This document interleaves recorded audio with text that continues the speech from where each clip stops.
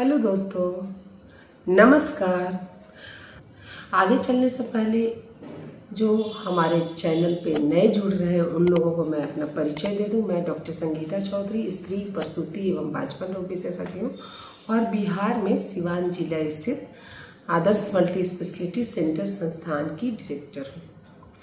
अब फिर से हम लोग मुद्दे पे आते हैं कि माँ को प्रसव 7 महीने में ना हो, इसके लिए क्या करना है। माँ इतनी समझदार हो कि अपनी प्रसव पीड़ा को पहचान कर डॉक्टर के पास आए, लापरवाही ना करें। कब कब डॉक्टर के पास आना है? अगर आपका दर्द कमर से शुरू होकर पीढ़ू में जाता है और रुक रुक कर होता है, अगर आपको दर्द के साथ पानी गिरता है, आपको बिना दर्द के ही पानी गिरता है, अगर आपका पेट बार बार टाइट होता है और ढीला होता है, इसका मतलब पेट में कुछ तो होता नहीं है। पेट में कोई भी अंग ऐसा नहीं है जो टाइट होगा और ढीला होगा। केवल गर्भाशय है जो टाइट होता है और ढीला होता है। टाइट कब होता है? जब यूट्रस कॉन्ट्रैक्ट करता है, सिकुड़ता है, और जब रिलैक्स करता है तो ढीला होता है। जितनी देर कॉन्ट्रैक्शन रहता है उतनी देर बच्चे को ब्लड, ग्लूकोज, ऑक्सीजन माँ के प्लेसेंटा पुराइन से नाभि के रास्ते बच्चे को नहीं मिलता है। रिलैक्सेशन फेज में बच्चे को ऑक्सीजन, ग्लूकोज सब मिलता है। तो ये कितना ज़रूरी है कि यूट्रस लगातार कॉन्ट्रैक्ट ना करे, बीच बीच में रिलैक्स हो जाए। तो आपका सवाल यही होगा कि तो जो 9 महीने के पहले प्रसव होता है, अगर ये लक्षण किसी औरत को हो रहे तो कैसे रोका जाए? रोकने के लिए आपको पहले तो डॉक्टर को कंसल्ट करना होगा। एक अच्छे गायनेकोलॉजिस्ट से मिले, वो आपको पहचानेंगी, कुछ टेस्ट करेंगी और टेस्ट के दौरान वो साबित हो जाएगा कि आपको प्रीमेच्योर लेबर हो रहा है कि नहीं। टेस्ट में कुछ ब्लड टेस्ट और यूरिन टेस्ट के अलावा आपको अल्ट्रासाउंड किया जाना चाहिए। अल्ट्रासाउंड जो है वो टीवीएस होना चाहिए, मतलब बच्चेदानी के रास्ते अल्ट्रासाउंड डाल के आपका अल्ट्रासाउंड होना चाहिए। और सर्विक्स का लेंथ होना चाहिए। सर्विक्स का लेंथ टीवीएस द्वारा मापा जाना चाहिए। अगर सर्विक्स का लेंथ 2.5 सेंटीमीटर से कम है, यानी कि सर्विक्स जो हम लोगों का होता है, ये बच्चेदानी का मुंह है इतना बड़ा, ये एक्सटर्नल ऑस है, बाहरी मुंह, ये अंदर का है। तो जब हम लोग चेक करते हैं पेशेंट का 1 फिंगर 2 फिंगर, तो अंदर का मुंह खुलता है।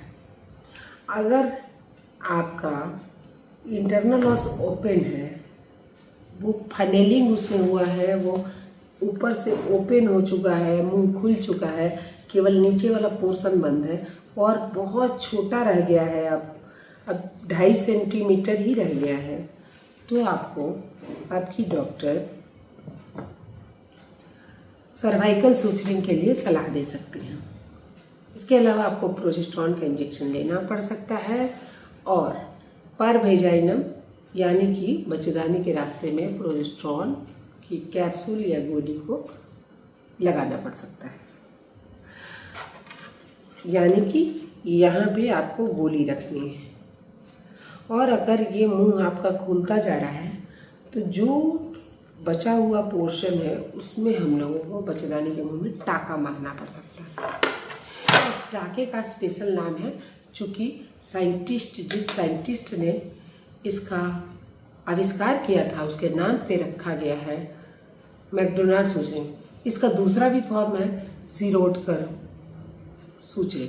सीरोडकर सूचरिंग थोड़ा सा कठिन है क्योंकि इसमें पेशाब की थैली को अलग से सेपरेट करके एक टेप बांधा जाता है। वो बहुत एक्सपीरियंस डॉक्टर ही करते हैं और उसमें थोड़ा पेशेंट को थोड़ा ज़्यादा दिन तक भर्ती रखना होता है, थोड़ा कॉम्प्लिकेशंस भी ज़्यादा हो सकते हैं। तो बेहतर है कि आपको मरीज को कम समय के लिए भर्ती करके, यानी 1 या 2 रात के लिए भर्ती करके आपको मैकडोनाल्ड सूचरिंग दे दी जाए। इससे क्या होता है कि आपका बच्चेदानी जब नीचे की तरफ बंद हो जाता है तो ऊपर की तरफ बढ़ने लगता है। इस तरह से हम लोग किसी तरह 7 महीना पार करते हैं, 7.5 8 महीना, 8.5, और फिर जिस दिन पूरा हो जाता है इसको कट कर दिया जाता है। कट करने के बाद अगर आपको तुरंत मुंह खुल गया तो आपको एडमिट होना पड़ सकता है डिलीवरी कराने के लिए। मतलब बच्चेदानी का मुंह तुरंत अगर नहीं खुला तो आप घर जाकर फिर जब दर्द हो तब आ सकते हैं। तो ये बहुत ही सुरक्षित है, बहुत ही सेफ है, और इसके द्वारा हम लोगों ने बहुत सारी माँओं को बच्चा दिया है, बहुत सारी शिशुओं को, बहुत सारे शिशुओं की जान बचाई है। और अब नन्हे मुन्ने हमारे हॉस्पिटल में जब आते हैं, उधम कुछ मचाते हैं, तो बहुत अच्छा लगता है। बहुत ही पुण्य का काम है किसी भी स्त्री को उसका औलाद देना, और इसमें सहभागी बनना। अगर आपको भी ये प्रॉब्लम है तो आप अपने गायनेकोलॉजिस्ट से ज़रूर सलाह करें। तुरंत मिले, अभी मिले, अभी मिले, देर न करें। उम्मीद है आपको हमारा वीडियो अच्छा लगता है। अगर अच्छा लगा हो तो कृपया अपने स्टेटस पे ज़रूर शेयर करें, किसी ज़रूरतमंद की मदद हो जाएगी। अपने दोस्तों, यारों, अगल बगल, अड़ोसियों पड़ोसियों में अगर किसी को बार बार गर्भपात हो रहा है तो उसको यह वीडियो दिखाएं, और आप जिस भी शहर में रह रहे हैं उस शहर की अच्छी गायनेकोलॉजिस्ट से, सर्जिकल हैंड जिनका अच्छा हो, उससे आप ज़रूर मिलें, जो जानकार हो इस मुद्दे को लेकर, जो अपडेटेड हो, अपग्रेडेड हो, उनसे ज़रूर मिलें। आज के लिए बस इतना ही। धन्यवाद।